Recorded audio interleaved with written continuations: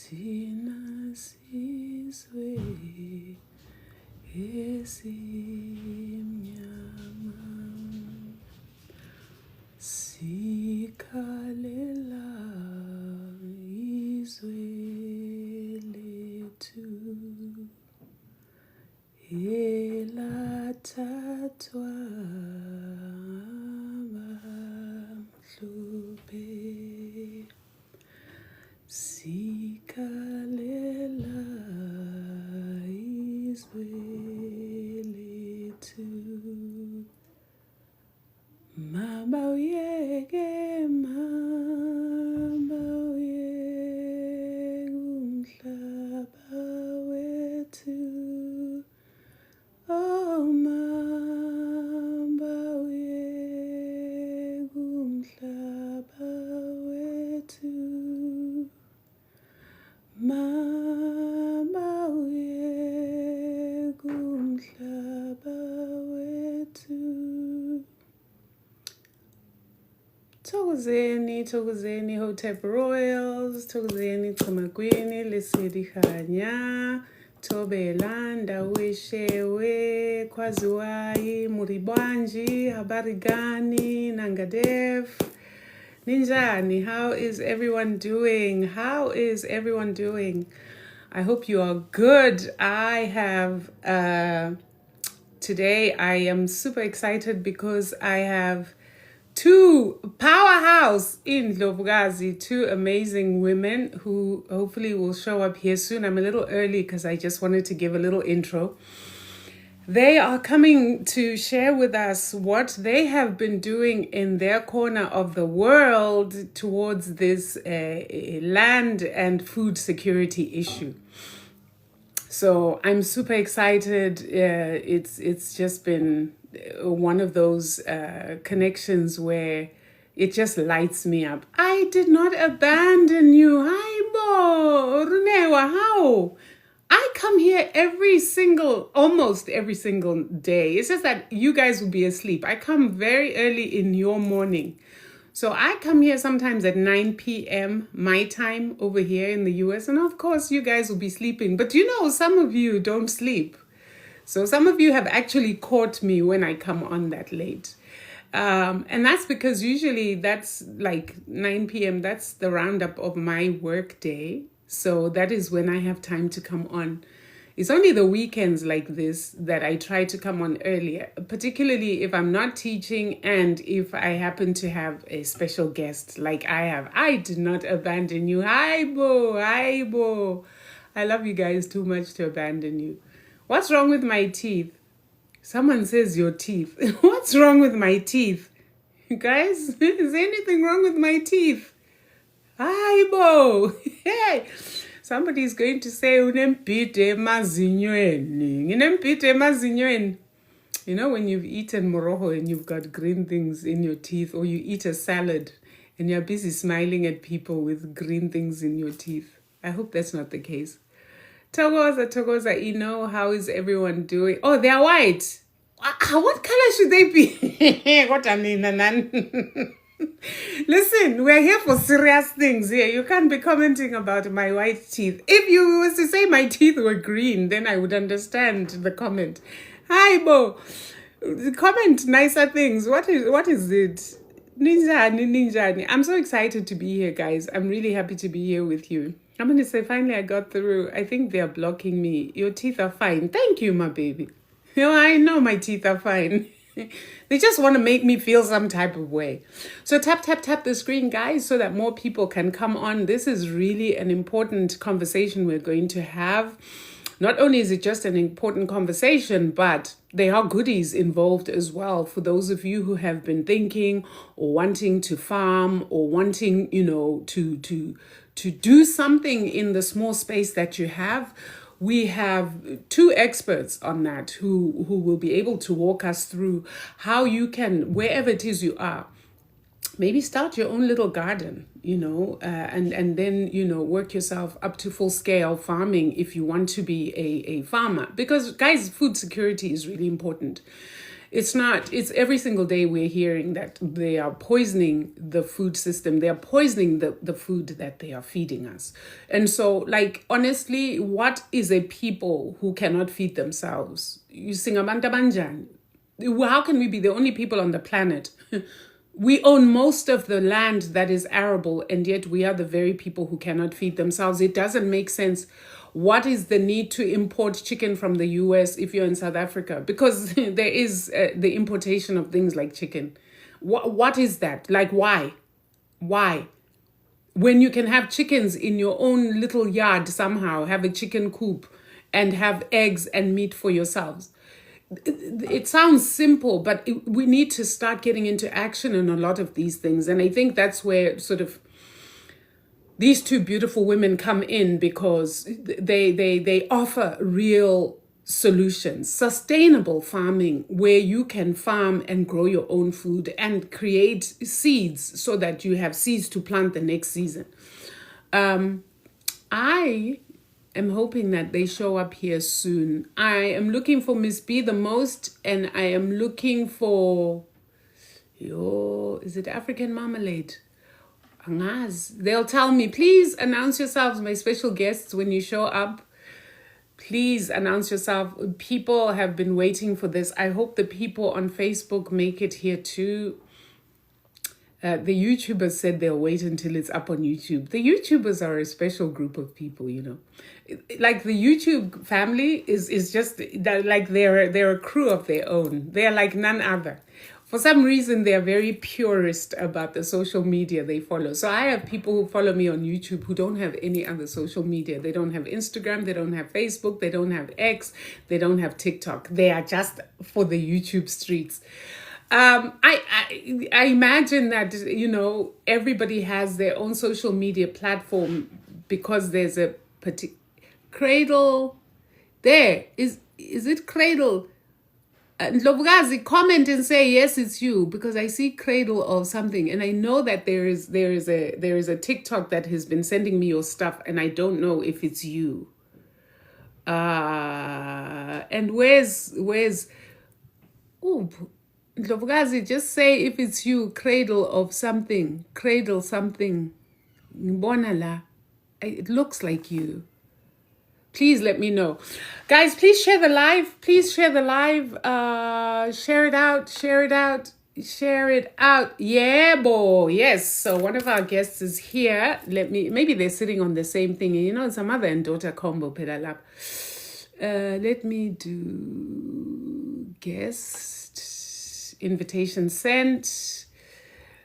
I am super excited about this. Yes, please share, guys. Share the live, so we can have more people on here. Please share the live. Share the live. Ndlovukazi, ninjani? Sawubona gogunjani. Siyaphila. Ndlovukazi. Okay. How? Camera, okay, yes. Yes. A second. Okay, cool. Hey, as in technology. Let it be on our side today. Let it work. It will work. It has to work. Traveling. It must work. It's gonna work. Let's see. Something is you're not visible, girl. You're far away from the camera. I was just checking something. Yeah, let's see. Or maybe sit at an angle.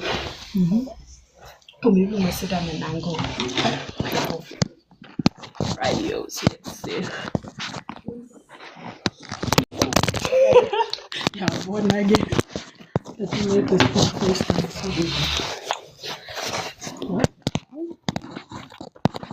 Okay, guys, our guests, as you can hear, are getting themselves ready. Patience. This is well worth waiting for. I'm telling you. Ndlovukazi, Thokoza, Ninja. There they are. Now, this is what I'm going to do. I'm going to blow you guys up and I'm going to move myself. Expand. There we go. Ndlovukazi zam. Thokozani, ninjani. How are Hey, you all doing? Siyaphila. This is so wonderful. We Thank are you. happy. Thank Well, how you are for, you? for agreeing to do this. So, guys, let me introduce them Sure, real no quick problem. before we get into our conversation. I've got Ndlovukazi Siphiwe Sithole, and I've got over there, angazi ukuthi ngithi Ndlovukazi or inkosazana. We've got Miss B the most over there. Inkosazana. Yes. There cannot be one queen. Wow. Okay, so That's Ndlovukazi nenkosazana yayo. Okay. So we are here today, and family, we just want to have a conversation. First and foremost, welcome so much. People have been waiting to hear from you.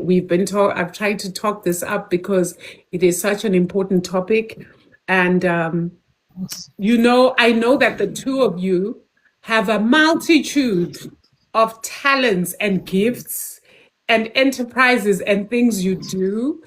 But I thought today what we will talk about, and maybe we can do follow-ups if you all are interested and you have the time. But I thought today what we would focus on is the issue of land and food security. So I just want to throw it to you, Ndlovukazi. Uguti, can you tell us a little bit about African marmalade? Because that blew my mind. Yes, yeah. Well, African Marmalade was started in 2015. I actually registered the company while I still had a formal job and I was still incorporated.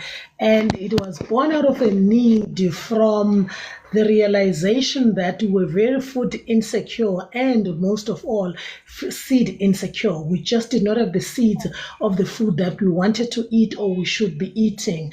And through my travel to various African countries, I was always amazed at the reality that there was still a lot of food that I used to eat while I was growing up, which I did not have access to now in my adulthood and particularly working in different metropoles of this country. So that's how African Marmalade came about. I responded to the clearing call by the Tony Elumelu Entrepreneurship Program, which is now called the Tony Elumelu Foundation. I became one of the first 1,000 entrepreneurs that were onboarded into the program. And then I went through the process, defining what my objective was, what was my vision and everything, and what need what need I was actually kind of responding or fulfilling. Towards. And tell me, Ndlovukazi, so what is this? Because you guys are doing amazing work, but I know that there are a lot of people, even who are in close proximity to you over there in South Africa, who have no idea what you do. So what is African Marmalade all about? What goes on there? Okay, so African Marmalade is an agribusiness that one focuses on producing and distributing, obviously selling or through seed exchange of indigenous African seeds. So we hold one of the most extensive privately owned seed bank in Southern Africa, because a lot of the seed banks that we might have in other countries are owned by certain non-profit organization. This is privately owned by a family business that's made out of myself and Bunolo, who's my first daughter. And so the seed part is very, very important. We've cataloged, we've actually recorded the various seed types that we have in terms of the varieties, whether these are indigenized or whether they were actually, introduced into the country. So we've got some introduced varieties that we've actually embraced. They've now become almost Africanized. And then we've got other stuff that people are eating that they think they're African when they're not African. That is the seed part of the business. Then there is the part where we actually educate other people. So there's a lot of training intervention that we do by people inviting us. We prefer to actually do training in various localities if somebody has got a farm, they invite us, be it in Botswana or be it in Cape Town or Durban or wherever, to say, please come to our farm, and then we host you. They will organize the audience, and we get there. We take them through everything, and we also show them the abundance of food. If we stick to an African diet, that our greens are not just limited to cabbage, spinach, and green beans, that we actually have got so many African leafy greens which are highly nutritious that we should actually be eating that, and these are not poverty food. Then we move on to the part where we're growing the food and educating people why they need to be eating, what is it helping with, highlighting the nutritional value of each and every commodity or food crop. Then we obviously have got the talks that we give from time to time. We do cooking demonstration. We're welcome to be invited in different parts of the country, of the continent, where we actually cook, taking the food, out of the periphery into the mainstream, to say this just does not belong to your gogo's or mama's kitchen, but it can actually belong into your fancy kitchen in the city, in an apartment, in a loft, wherever you live. And that's what we really, really do. The education, it's quite critical. Recording the information. We're hoping to be writing a series maybe of recipes books with other people. Towards. Thank you so much, Ndlovukazi. We seem to have a bit of a lag. I don't know what's happening. So hopefully internet will hold us, because I'm hearing you, but sometimes there's a lag. Are you hearing me okay? Yeah, we're hearing you very well. Okay, perfect. Now, let's talk a little bit about the issue of preserving indigenous seeds. This is something that is very close to my heart. And, I, for the longest time, have said to people, you need to collect seeds, seeded varieties of anything you find that there are seeds in there. Do not throw away those seeds. And I've actually worked with a couple of people who have made it their mission in life to collect seeds, particularly in this era of seedless things, seedless grapes, the seedless watermelon, seedless, with all these GMOs coming in.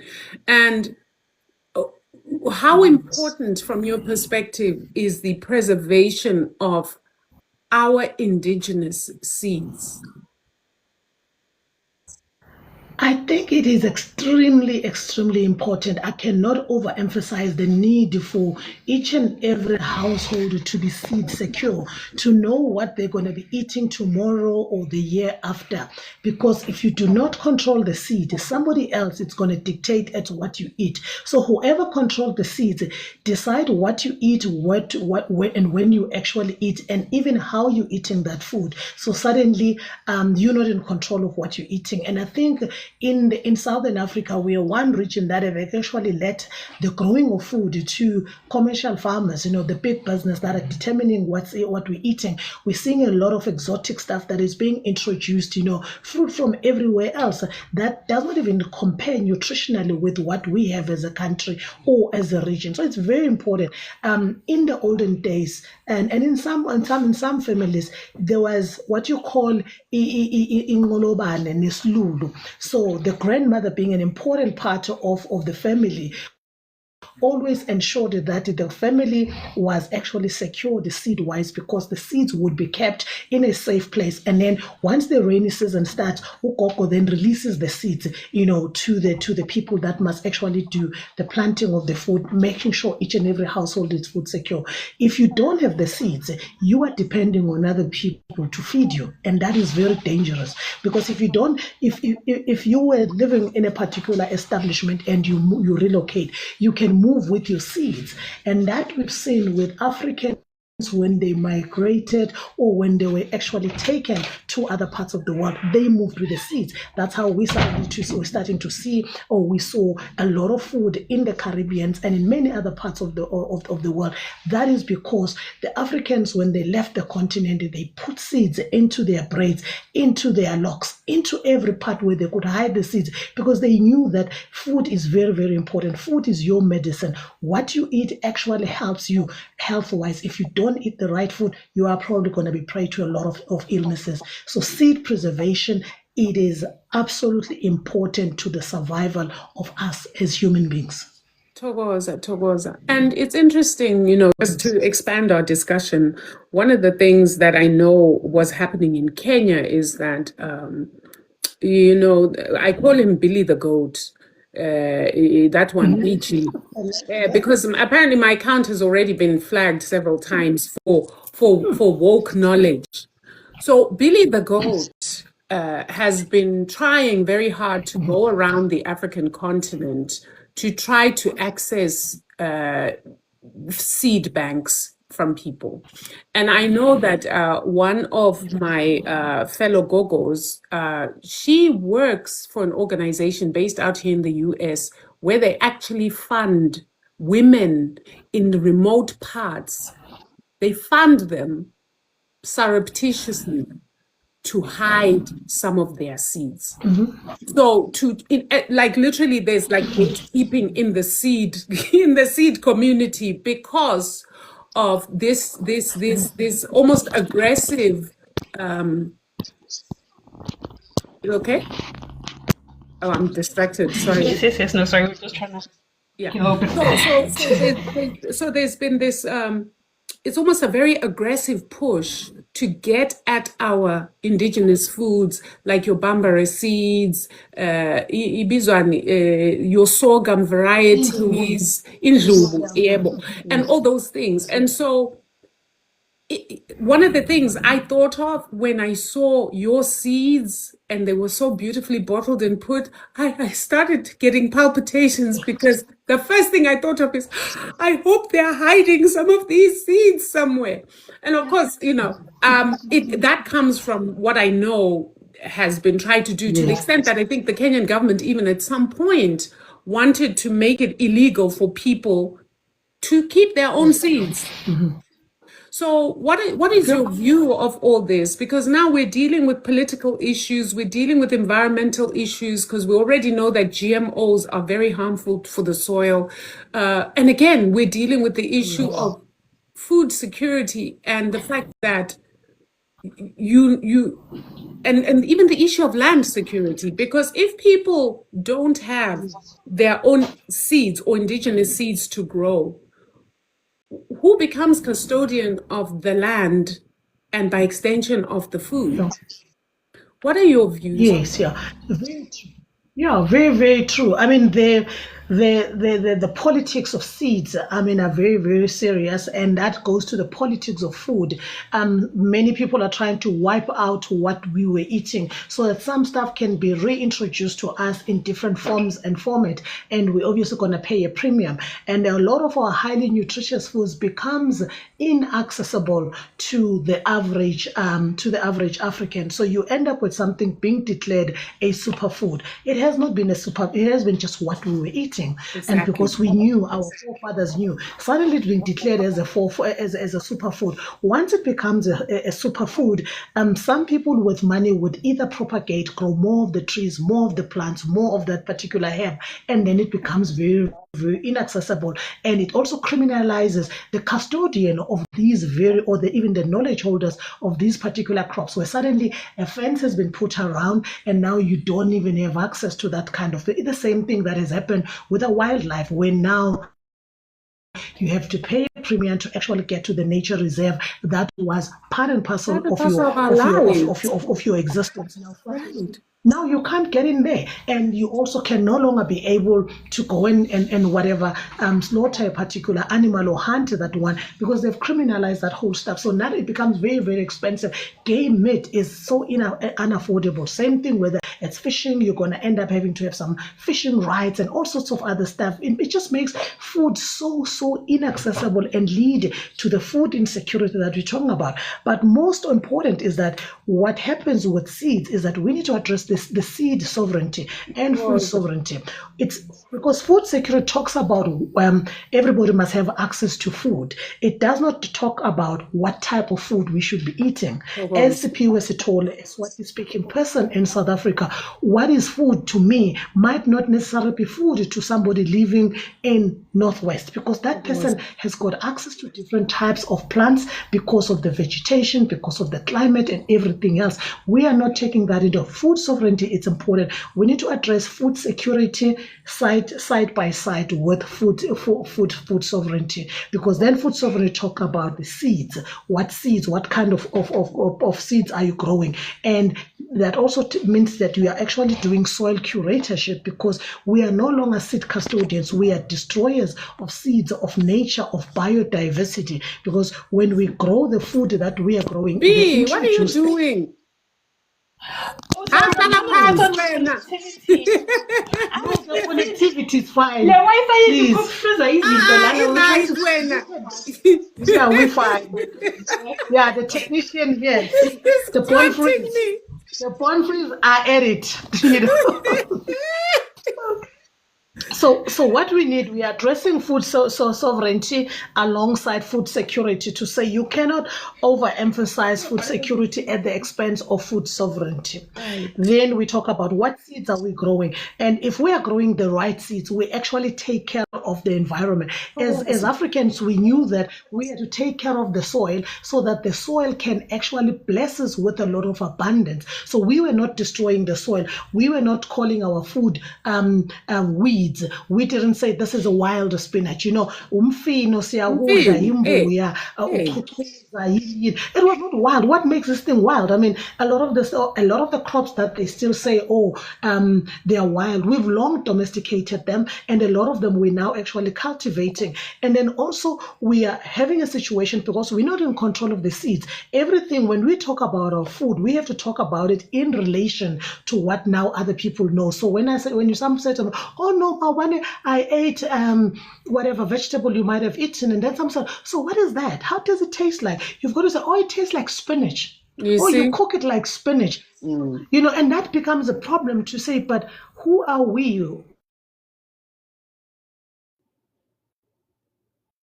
What were we eating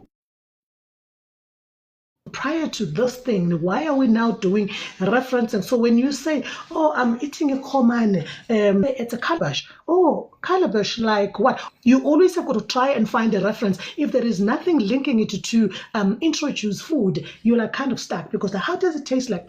And most of the time, I want to say it actually tastes like itself. But you need to be polite and say, it actually tastes like how does a murula taste like? Emurula tastes like itself, but now I've got to say, actually it tastes like a lychee, and maybe you've got to think about all sorts of, maybe a loquat, but as somebody sitting in a village somewhere eating a murula fruit does not think like it tastes like something else. He just knows that this is murula, this is how it tastes like, and I enjoy it, and it's in season during this time of the year. So we need to go back, become custodians of the land wherever we are, in urban areas and even in rural areas, and actually look into the land tenure system if it does favor us, because we need to make sure that not only do we plant things like crops, maybe even if it's your annuals and some of the perennials, we also need to plant trees that are edible, because now all the fruit we are eating you have to get from the shop. But if you are actually growing indigenous fruit, a lot of this thing is just going to be available out there in nature. So again, it talks back to us not to be deforesting, to make sure that we're not chopping trees at the expense. We're going more with urban development that comes at the expense of our natural resources.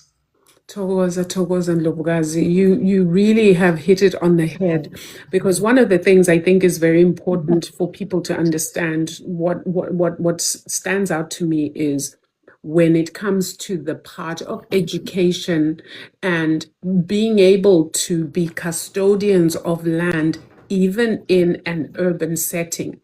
Many of our people are finding themselves in for lack of a better word, in concentration camp type situations, emalokishin, where they've been made to pave their yards to the extent that to see soil, it's like looking for a needle in a haystack. The way the trees have been cut down, the whole yard has been paved with little room to grow anything. In those situations, what can you, what ideas, or this is where the education I think comes in very handy. What ideas can you give to people who are finding themselves in those situations, they hear the gospel being preached about food security. They hear this gospel of, listen, take ownership of your own nutrition. They're hearing this. They're hearing about the toxins we're finding in food. They're hearing about the dangers of opening packets and eating out of a packet. How do you assist people in those kind of situations?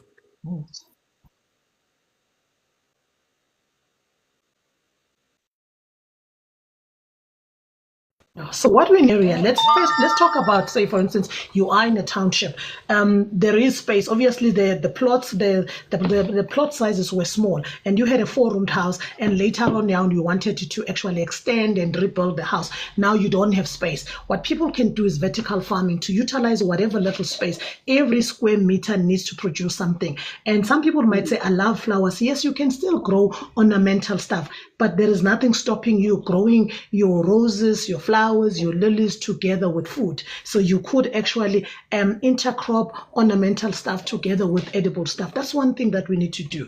Then we obviously need to move on to an education campaign that asks people to revisit the whole paving arrangement, because paving not only deprives you of an opportunity to grow food, but it also interferes with how water system actually runs, because now you're not getting the water getting into the ground. You're getting the water just bypassing your yard or going into somewhere where you actually need it into the space. We know that in the cities, people are paying for water. This is not like maybe somewhere in the river, in the village, where you might actually be drawing from a communal water supply. You are actually paying for each and every drop. So now with the paving, if you are not harvesting that rainwater, you are losing. You've paved, so the water runs off your yard. You're also not harvesting the natural water that you're supposed to be getting. You might not even have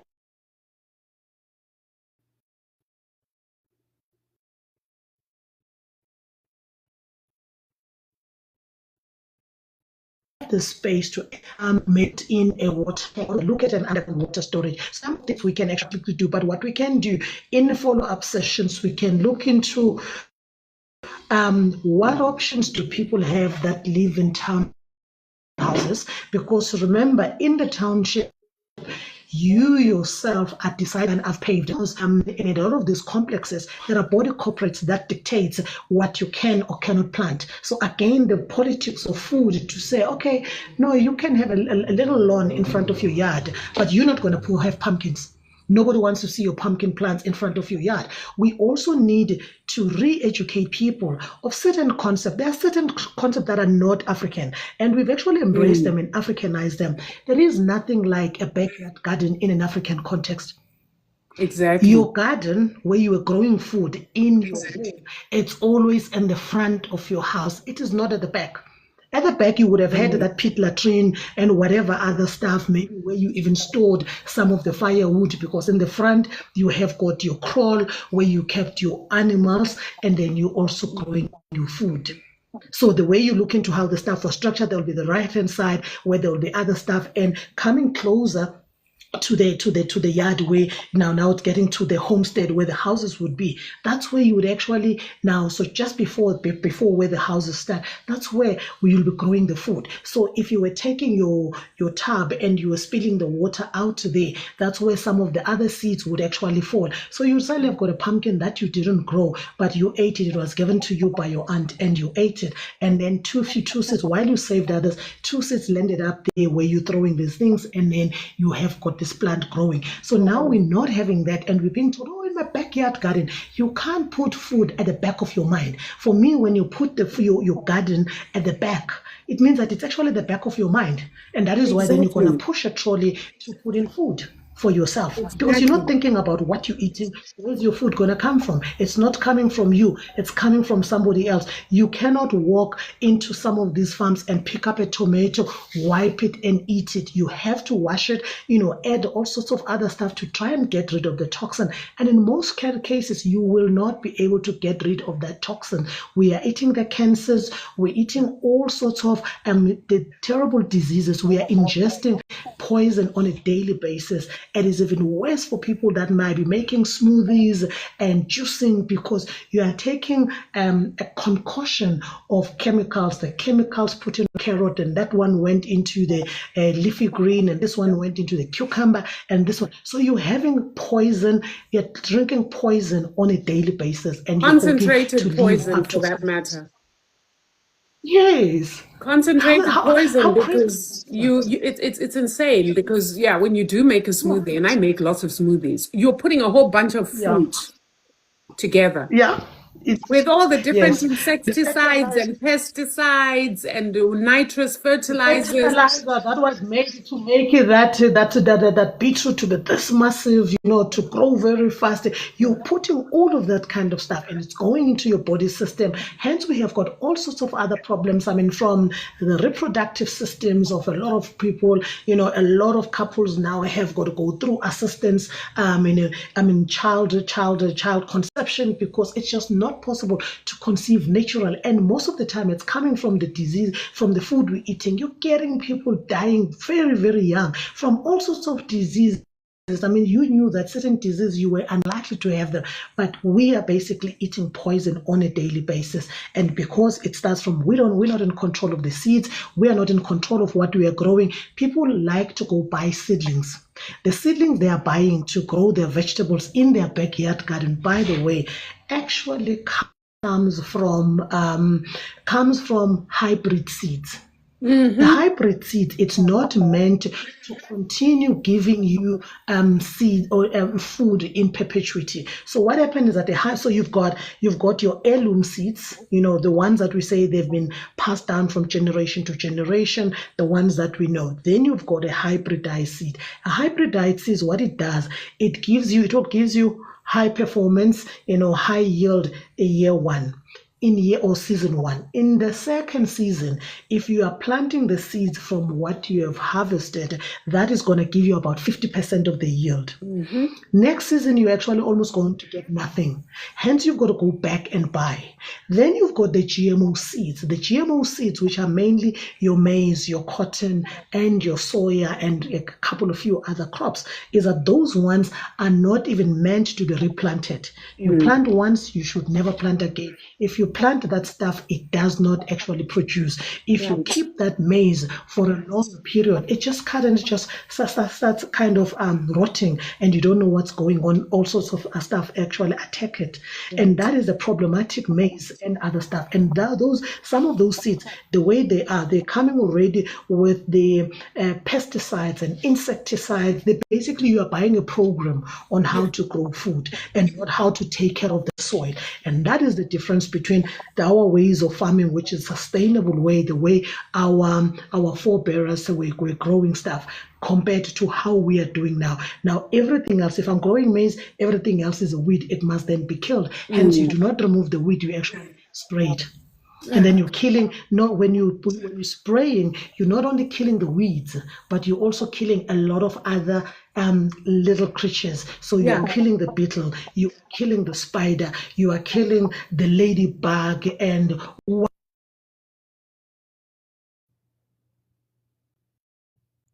Okay, guys, I don't know what's happened. The live has been paused. Just when it's getting juicy. Are you guys enjoying this? Please tap the screen if you're enjoying this. Let's tap the screen. Let's see how many more people can come on. I think the information here is just so powerful. I don't know why we're paused, hey? Man. Family, I don't know what's happened to our guest. The guest has gone offline. I don't know what happened there. Guys, this is always the problem, especially when we do interviews with South Africa. We always end up with issues of connectivity, and there's some of the best. I think our guest is back. Is she back? Yes. Let me accept. I wonder what happened. It's probably network. I know. We just have to be patient. I just hope you guys are enjoying this. Thokoza, Ndlovukazi. How ngibuyile Thokoza. Nibeniye. Ngiyacima nje. Ama-China noBill abangani babo bayezwa ukuthi sikhuluma ngani. Vele abafuni. They don't want to have Ngiyamazi. this family meeting. They don't like this. I tell you, I'm always getting into trouble. But anyway, we were in the middle of something really amazing where you were explaining the difference between GMO, hybridized, and of course indigenous, and then heirloom seeds, those passed down generationally. So, Ndlovukazi, it's a lot to unpack. And I know our crowd is enjoying this. They're saying, yeah, see, somebody Uvuya says, I'm enjoying this very much, Gogo. I'm learning. And so, Iphi inqubela phambili, Gogo, what do we do? What do we do, Ndlovukazi?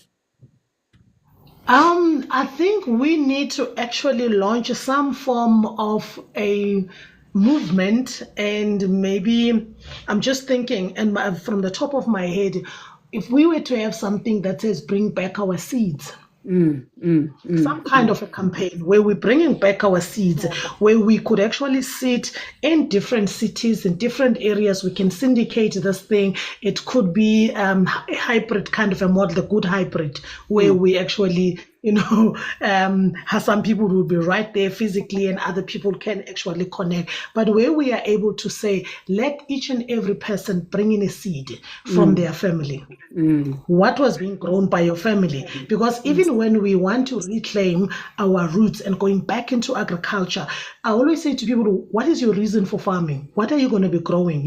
What's your connection? What's your relationship with the crops that you're growing? Why are you growing them? And somebody would say, you know what? I would like to grow 1, 2, 3 because my grandmother, I remember walking with my grandmother as a little child, following her, mimicking her, learning and harvesting and doing whatever other stuff. So when you grow stuff that has got a deeper connection with you, you are most likely to succeed, because you can also seek guidance from other family members to say, by the way, how were we doing this? But now we're finding ourselves growing things that we really don't know. We don't even know when these things are ready. We don't even know how to even cook them. So you get taught from how to grow this plant and then how to even eat it. And they say, what is the point? Why am I even eating this thing? Is there a shortage of crop diversity in this continent? And the answer is no.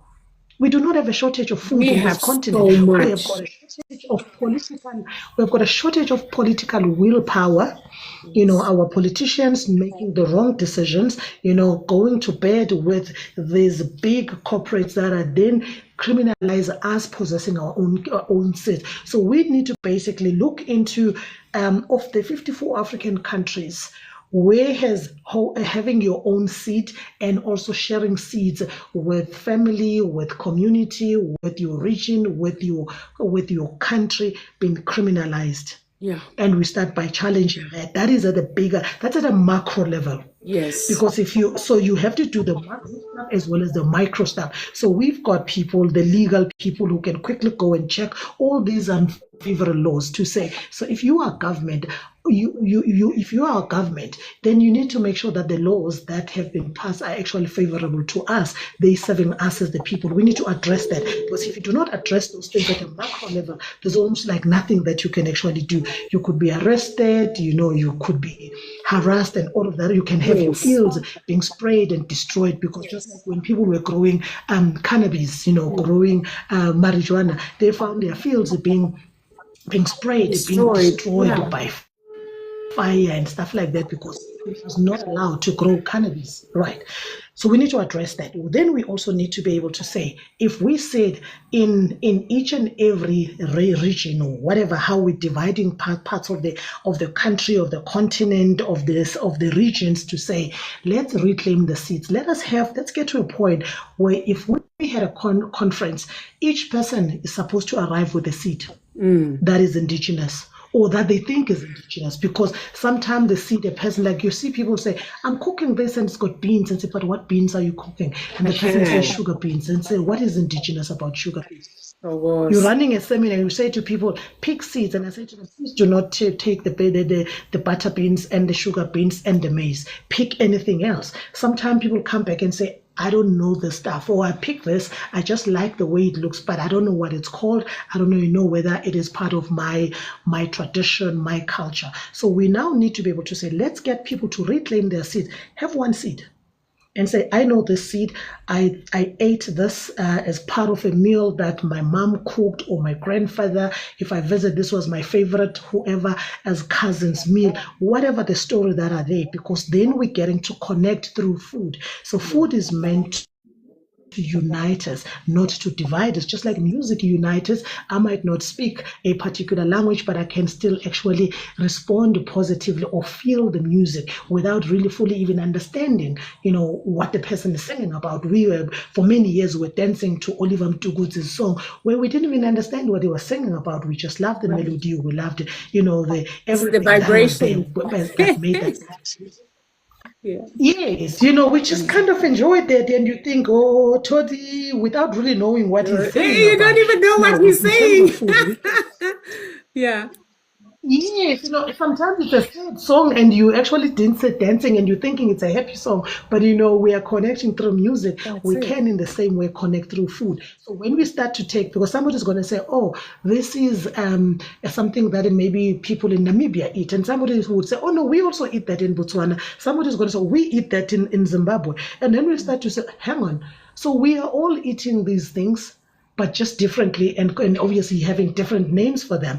Maybe we could actually have got recipe books of different dishes of the same ingredients, but coming from the different parts of our existence as people in the different parts of the world. So, oh, okay, you guys also eat these ones. You eat pigeon peas. Okay, fine. Let's look at recipes of pigeon peas across the continent. How do people in Senegal enjoy peas? How do people in Mozambique enjoy these beans, if they are? Then we can come to the conclusion to say, out of the so many African countries, only 40 of them actually eat these beans. Right. Now, it gives a reason for the farmers to start growing that, because right now, for instance, when we go through crises in different parts of the continent where food needs to be supplied, guess what is that kind of food that is being deployed? It is going to be some beans that are being grown somewhere in the part of another part of the continent. Yeah. Yes. So even the farmers cannot respond to the food need or food crisis in any region, because we are not growing any of that stuff in scale. We are not even secure in anything. We are basically having a little bit for ourselves. We can't sell to the neighbor. We can't get the stuff to our outlets. But also when we start doing these exercises, we're going to get to the establishment that says, okay, Mr. So-and-so, in your retail space, we would like you to supply this.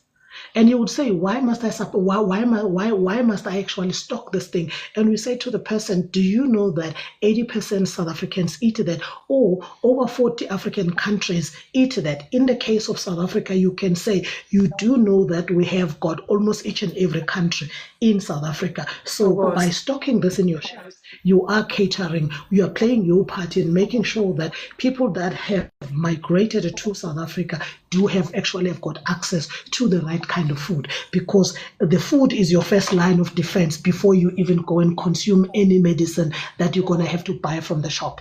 So food is something. So if you can walk into a shop or into a market, buy 500 grams of the right beans, you are helping yourself health-wise, as compared to having to go and buy some medicine. The medicine has got to come after the other stuff. The initial interventions have not actually worked. Towards. I'm very big on food as medicine, because I grew up partially in the village, and the way we ate the different greens in Fino, it's only now that I'm grown, and some of them were seasonal. So, for example, during the rainy season, there is a type of green that grows. We call it ulude or rude. It's Bangali. Yes. Yeah, it's bitter. Yes. It's got a bitterish taste to it. But my God, is it packed with anti-parasitic properties? It's packed with antioxidants, iron, chlorophyll, iron, you name it, everything that is actually medicine. Right now we buy chlorophyll supplements. When it's time to deworm, we're looking what must we eat to detox and remove parasites from the gut. This one particular green, which we ate almost on a daily basis, and it's in season for a very short time. It's got white flowers in season for a very short time, and then it goes, because we also ate seasonally in the village. You ate for every season, because every season brings its own types of foods, its own types of fruit. And so that bodily alignment, so for me as a spiritual person, understanding what I understand now, we are so far removed from being aligned with our true nature and our true selves, precisely because most of the time, 90% of the time, we are not eating foods that are aligned with our systems. Every single two-legged, we're not all the same, and we cannot overemphasize that. We have different gut biome. We have a different way, our digestive system. Many of us, for example, lactose intolerance, you find it heavily amongst our people, because that enzyme to digest cow's milk, that isn't there. Whereas you find that some Westerners are very huge on dairy, cheese, different types of cheeses and whatnot. That was not part of our indigenous diet in so many ways. And so when we eat in that particular way, it makes us sick. Yes, it does. Because our bodies are not used to And it. also, Go ahead, Mom. very, very true. The leafy green you're referring to, which is ulude, we also have it in South Africa. It's called lirutu amongst the Tswana-speaking people. It's Bangale in Siswati and Bangale in Tsonga. You know, it is highly, highly nutritious. And there was a study that was done by our Department of Agriculture that compared indigenous African leafy greens as well as cabbage, Swiss chard or spinach, and kale. And by far, these indigenous African leafy greens just far outstripped the three introduced crops. But also why they did that study was because as a country, we are vitamin A and iron deficient. So they were looking into what people should be eating to actually have these kind of nutrients. And it is very interesting to see that these leafy greens, these mirojo, imifino, that we kind of look down upon, that if you were to stumble on them now and so you have got kids, you are probably going to make them available for yourself and not for your children, because you're thinking, oh no, this is what I ate while I was growing up. You guys, you will not understand. But also, if you're going to suddenly spring something into a child's plate that is like 16, who's never eaten this thing, they are just not going to be able to appreciate it. They're going to say, oh, mommy, no, I don't want that. I don't like that. You know, then that becomes your food that's going to sit there in the freezer while they're eating all the poison. And then that's why then we're going to bury our children, because of what they're eating. They're eating all the over-processed food. So we need to go back and say, what is our leafy greens? Let's look into the greens we're supposed to be eating. What spuds are we supposed to be eating? What squashes we actually had? You know, what root crops we had? Let's look into all of that stuff. And where is that stuff? And find those things, you know. And yes, just to share some nutritional information with you, Gogo. So I just created a table, which is just a comparison of some of these studies, just a simplification, right? So Ndlovukazi has 238% times more iron than, well, or that's how much you should intake in a, on a daily basis, you should be taking in 20% of something, right? So, but your not just on its own has 200%, and then it has 200% of calcium, 800% of beta carotene, 21% potassium, 200% vitamin C, and 70% zinc. So this is what abantu basemakhaya aba. Yep, without trying. And you know, vitamin C and zinc as a combination are like, listen, you want to boost your immune system and make yourself disease proof? Do vitamin C and zinc. Wow. Please, you must send me that just to look at. Like, wow.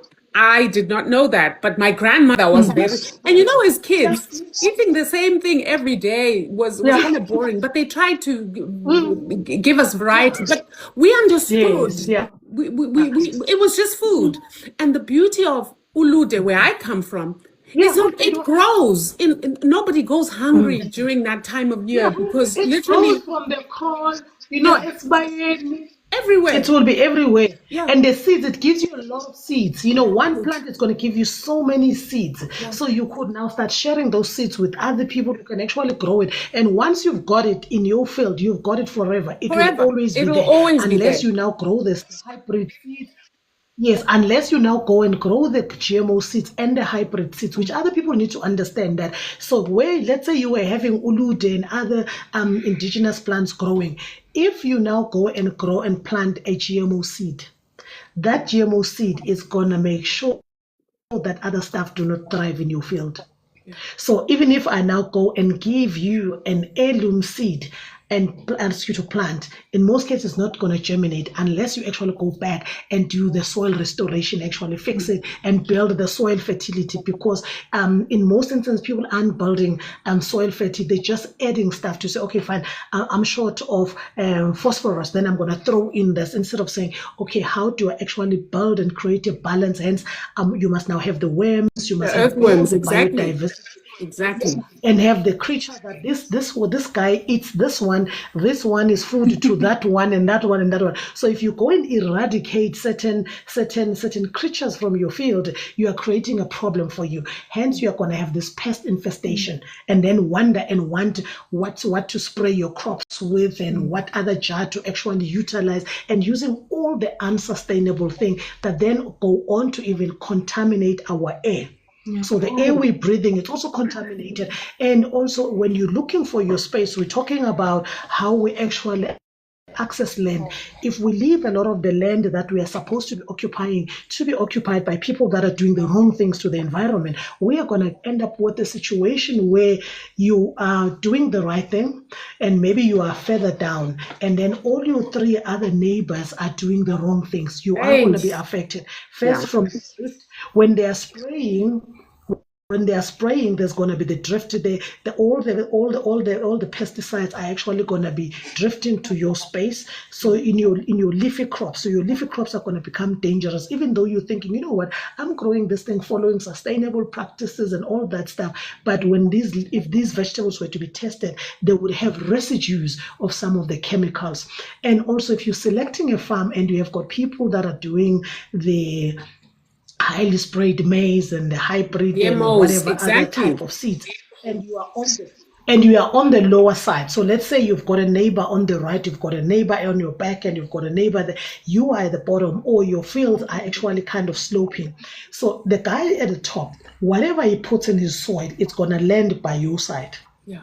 Because it's going to go through when it rains, it gets there. So again, you're going to have the chemical residue. Hence, in terms of the organic standard, they say that you need to be 10 kilometers away from people that are actually growing food conventionally, spraying and putting all the harmful chemicals. Because if you don't do that, if you are not away from them 10 kilometers, you are going to be affected. Yeah, facts.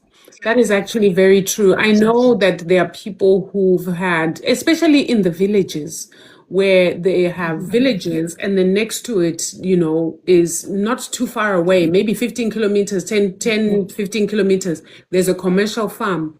And when they are growing their, they call it, what is that red millet, the finger millet? The finger millet, what is it called? Yes. Yes. Babiza, Inyawuti, exactly. Yes. That's what we call it as well. Yes, yes.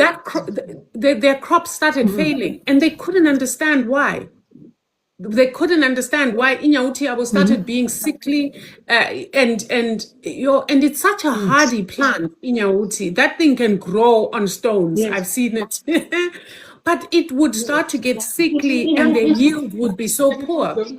Little did they know that it's because there's this huge commercial enterprise here that has little helicopters that fly above to spray and so on and so forth. It's just a mess. Yes, and that is why when people, you find people that says, we've got a 10-hectare farm, but we're currently renting it out to somebody, and I say, what is that person growing? I said, please do not rent out your family inherited land to people that are going to do the wrong things, because not only are you going to impoverish your neighbors, but you are also destroying your own soil. So you'll end up having to rehabilitate that land for a number of years before it can be productive again. Yeah. No, Ndlovukazi, we could go on forever. I mean, this is a topic and a passion of mine, both as a spiritual person and also from a sort of medical point of view. Just understanding food as medicine, and even understanding. Actually, I get very angry. I try to control myself. I get extremely angry when talking about food security, because I'm like, how dare you? Like, how dare you want to control the world to the extent that you already have done so much harm? Now you want to control the food we eat, our ancient food, our ancestral food. You want, Kati banjani laba vele? Like, why are they so destructive? We never got real apologies. Yeah. We never got our things back. So I'm not surprised as a young person. When I learn our history, I always sit there and I'm like, but we never got real apologies. Our things were never handed back to us. So when our elders are almost too grateful sometimes, interacting with these people, I'm like, And the thing about it is, as for the apology, we want amends. Do you understand? Yeah, it's easy for people to say this was, and Futi, they don't apologize. They always use that horrible diplomatic language. It was regrettable. It was this. Yes, and now one of the things, your fight back strategy and reclaiming that power and that control is by saying, okay, so if you look at how we are currently eating, is that people are having normal standard 3 meals a day, and they are eating, they're snacking in between. So people eat breakfast, lunch, and supper. There probably could be a mid-morning snack, and somebody could actually eat a meal or something, a snack between lunch and dinner, and then sometimes before going to bed, some people are also snacking on something, be it a fruit or whatever, ground peanuts or whatever other stuff they might be having. So they're basically, so people are eating more than they were eating prior. So in terms of our diet, we're eating 2 meals a day.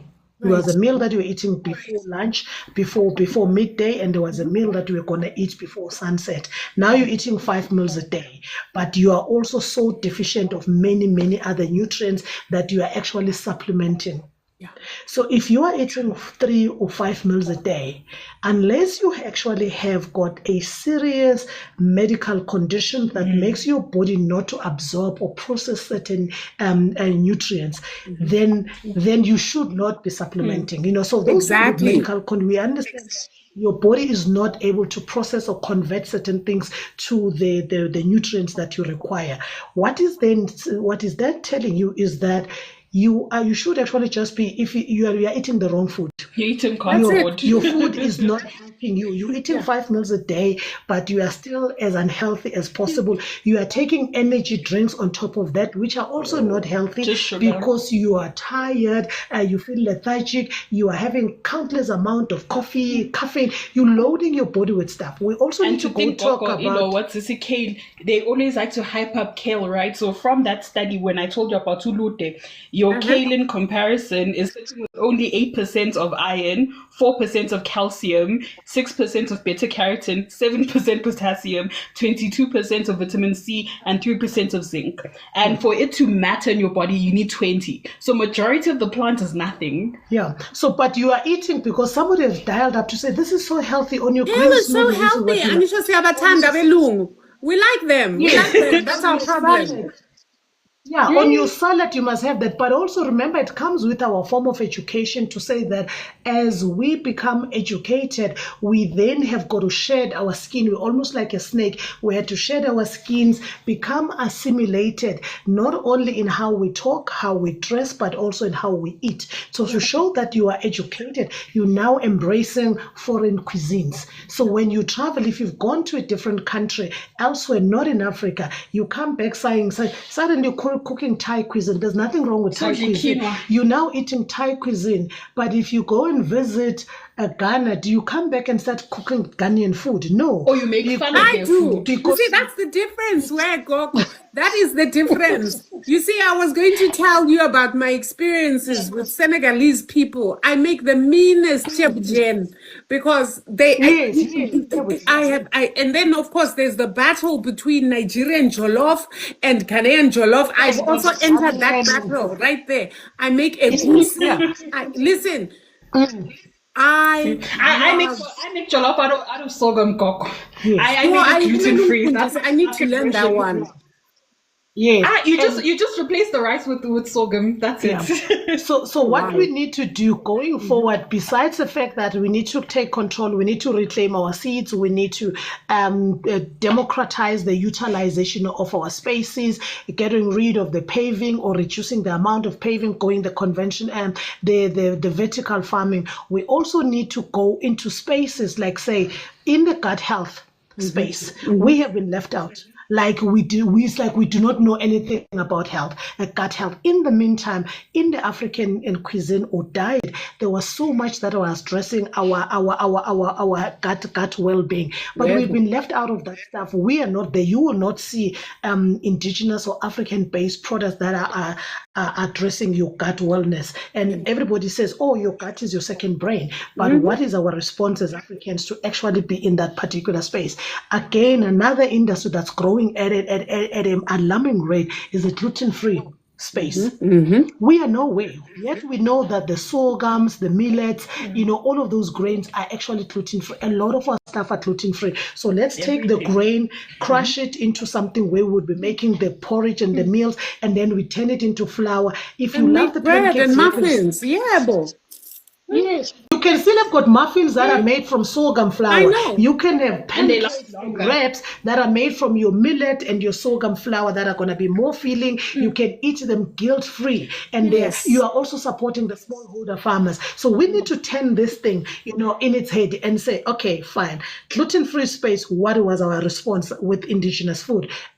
Gut health. What is our space within that? If we have got a problem with our kids, we're having all this ADHD. Whatever other stuff, dietary links. How can we address that through food and deal with all these problems we experiences as people that are coming because of what we're eating? And then we now say to the farmers, you know what, if you grow the stuff, we're going to support you. Then we need to put money behind educating people, because it's one thing to put something in a shelf. If you're going to put something in a retail space, the guy wants to actually turn that product very quickly. So if it's not moving, then he's not going to stock your product again. It's going to be easy to get in. You're going to get out as quickly as you went into that retail space. The staying power lies in making sure that the consumers are aware of the health benefits of these products and also how to them. So the people in the culinary industry need to start to say, how do you make flapjack from the African grains? How do you make the pancakes? How do you make a pizza? Because we know you're not going to stop your kids from liking pizza. You're not going to stop your kids from liking pasta. Let them have the pasta, but now this pasta is being made, let's say, from teff, or it's made from whatever, the ancient grains. And which is what I then do, Coco, because my mom only started farming in 2015 and I was already an adult. So now with some of these things, I'll tell her, like, I remember I tell Coco, mina ngadla mafinyela, magadla ilo kunjanisi okra. But I needed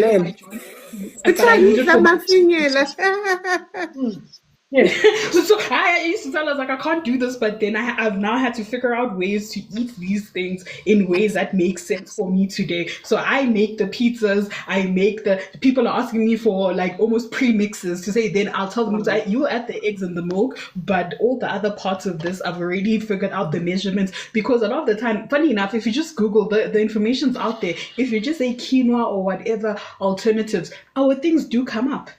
Our plants are actually out there. The research has been done. People have done PhD things about it, but it's sitting in corners, in very academic corners. And so this one thing I've learned about them other ones, these ones with the I call them the palm-colored creatures.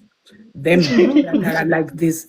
One thing I've learned about them, they have been studying us for millennia, and they know more about us, our diet, food than we do ourselves. What I learned also about them is because they are greedy and like to commoditize everything. You see, this knowledge you're saying is there. There are people who've done PhDs on. They know all that. They've probably done the work, but they always wait for an opportune time when the markets are right to commoditize. Like you were saying, the reason they want us to lose our seed banks is so that they can then come in on the back of that and sell us those things that are very much our own. You know, I always laugh when I see, like here on TikTok Shop, Moringa bags are going for how much? Guess what? Baobab. Hey, Baobab, which is yes, now a simple baobab powder. Listen, Yes. back home, this stuff we pick and I eat it as it's just everywhere. It's everywhere. Yes. My mom- Amaqimbi, now you can find them in the UK. Exactly. No, but you see, Coco, it's this thing of us not using these platforms properly. And I always say to my fellow, especially with our fellow young people, you can see there is a movement of us young people who are interested in supporting our own things and so on. So the trends, those dances, whatever, like me, I've studied advertising and things like that. So in that table that I was telling you about, comparing those things and clarifying things, I create the things, I put them out there so they can't argue with me. I create beautiful packaging on purpose to look just like theirs, to say, if you're gonna fight with me, we're gonna be on the same page. Come with the facts, and I'll also bring the facts as well, and then let's see. You can't beat me if we're gonna be doing the same thing. We've gone to the same schools, we've gotten the same degrees. Let's act like it. No, I totally agree with you, Nana. I totally agree. And I love what you do, by the way. I really love how you move in these social media spaces. I literally wish I was 30 years younger so I could join you. Don't worry, you will not be expiring. You won't be expiring anytime soon. Oh no, I'm not going anywhere. I'm one of those who refuses to go like that.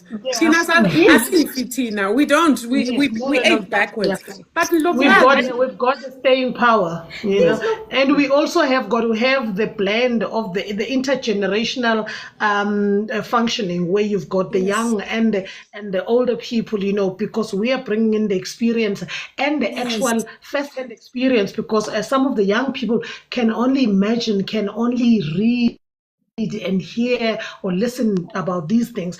We've lived through these experiences. We've done these things, so we can say, okay, this is how this thing was done, and this is why I like it. And then this is very nostalgic. So for them, it's not nostalgic to say, oh wow, this is amazing. You know, for them it's a novelty. For us, it's nostalgia. You know, this was like. Yeah, you know, yeah. So like even now, I'm even putting it out there. And you can now all hold me accountable, right? From tomorrow, my 75-day. No, my 75-day challenge, like Sasa, and I'll be putting it out there. I'll put out vlogs, and I'll be eating all these things. I'll share the recipes and everything. So my age mates, whoever wants to join in, it's a shame. And I'm over here. I'm going to the African store to look for some things. Get the stuff through. Don't worry, Goka. You see, this is why it trend yakada, right? But also to show people, to say, people always what is this? There's a woman who made a very cool post on Instagram who pointed out how a lot of these dietary things become too difficult for most of us to join because they become expensive.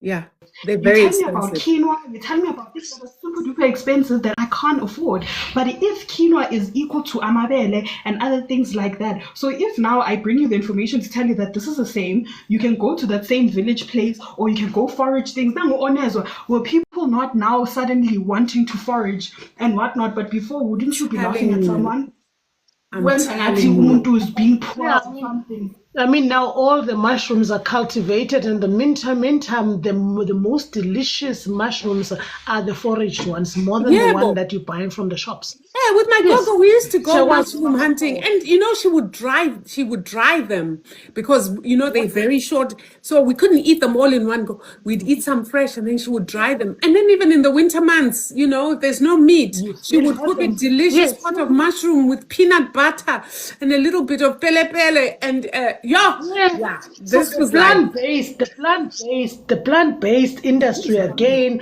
we need to be there with the stuff that we know. We need to be able to be preserving some of those things, using some of these methods were passed down to us by those people that lived before us. yes, yes, Ndlovukazi.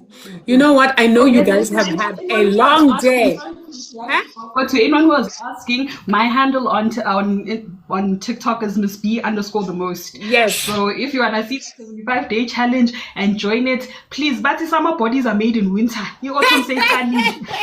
Yeah, now. Yeah.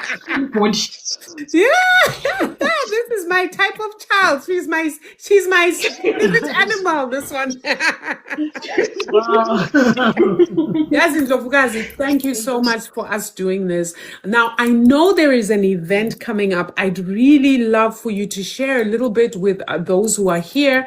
And then if you can also send me the posters and I will flood them wherever I can. Because after a talk like this, I like, why can't you go and join something and learn something? If I could literally hop over just for that, I would. Guys, take advantage of these opportunities. You don't know how. I don't like the word blessed because I now know what it means. But nibusisiwe man, to have people like this near you in your communities that can literally make this endeavor of land back, this endeavor of food security real. We have power, family. Why are we acting like children? Yeah, we need people to actually come to this event. We're gonna have it in Lizonia, which is it falls within the Pretoria area. It's not very far from Four Ways. We're gonna host it there on the 28th of this month, and the plan is to expose people to the various indigenous African seeds and some of the adopted ones that we've been planting them or growing them for many, many years. And then so we also do a little bit of the farm tour on a sister farm, not on our farm because our farm is down in Mpumalanga, and we will be up here in Gauteng doing this in Lizonia. So we'll have the seed talk and have conversations around this thing, then do a little farm tour. We'll also have got some tasters, so there'll be a little meal that is going to be served made out from the different indigenous African plants that we're currently cultivating. And then we'll have shop at the farm. People will be able to buy, take these things home, and create that kind of a community. We're also very open to people inviting us to come in. Will be a minimum of numbers. So for the Gauteng event, we need a minimum of between 15 and 20 people for it to be viable. And then so if we can reach that threshold, then we're definitely having it on the 28th. If you are outside of Gauteng, and remember, the autumn time is our quiet time because this is just like we'll now be harvesting. So we're resting the land. We're not like out there in the field. So if people can now say, listen, I can put this event together. I can organize 25 people in Durban. I need you in my hood. And then somebody could say, listen, I'm in wherever. We want people to actually book us to come in there. Let's have this conversation. We will bring in the mobile seed bank. They will not feel like they did not get the same as people that actually got to meet us in Gauteng. And they will have the mother-daughter duo that's going to be there. Meet us face to face and let's chat and let's actually build this movement of reclaiming, our past and actually moving forward. We need to build resilience in terms of our food systems and what is actually in our pantries, what is sitting in our cupboards, and what lands up on our pots and our plates, and ultimately into our bodies. Togo's and Ndlovukazi. You know what? I'm not going to add any more to that. Otherwise, I'm going to stand and start dancing. So I'm Sasho Luto. I'm not adding anything to what you've said. You've just closed it beautifully. Family, please, come on now. Let's get into action. We cannot be passive about our own healing. We cannot be passive about our own liberation. Nobody's coming to give us this freedom. We need to take it. And part of taking your freedom is making sure that you are in charge of what you're putting in your body. You are in charge of what you're giving to your family to eat. We hear about legacy. We want longevity. We want healthy families. This is an opportunity for you to really go and learn. Ndlovukazi, Miss B the most, Thank you so much for affording us this time. I really look forward to more of these conversations. I will avail myself whenever you have time for us to come and chat about different aspects of things. But all the best with everything that you're doing, engathi umoya engahlala enani, so that everything that you do blossoms, because this is not just about you, but this is about the Black nation. And here on my platforms, we're all about the Black nation, Bawantu, the children of Mtu. So, Siyabonga. Makwande nakuni. Thank you so much, guys. Have a great evening. Bye.